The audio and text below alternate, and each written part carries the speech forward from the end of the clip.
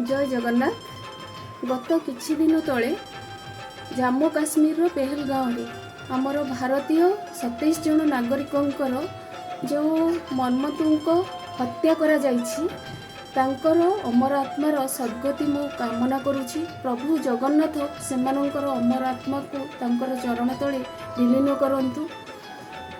किछि news channel रे किछि दिन हेबो मु देखि आसुछि जे ए घटना परे परे किछि बुद्धिजीवी आउ किछि नागरिक आमर भारतीय नागरिक सेमानंकर मत रखुछन्ति जे ए जो हत्याकांड पछर कारण होछि किछि धर्म ता भितरे नाही।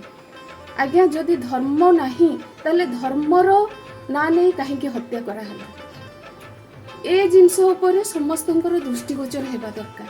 आउ गोटे जिनस मु आपण माननकु कहिबी जदि आपण माने सेमानंको आर्थिक भाव में बहिष्कार न करिवे ताले आमे ए सबरु मुक्ति पाई परिबानी।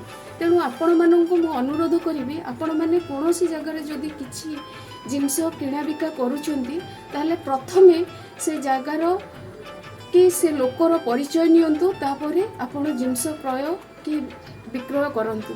कारण आमको आर्थिक भाव में सेमानंकु जेते पर्यंत बहिष्कार न करिबा आमे ए सबरु मुक्ति पाई परिबानी। आउ जड़े नागरिक हिसाब से प्रथम कर्तव्य होची निज देश कथा चिंता करिबा ना कि जाति धर्म रे हिंदू माने बांटी हेबा।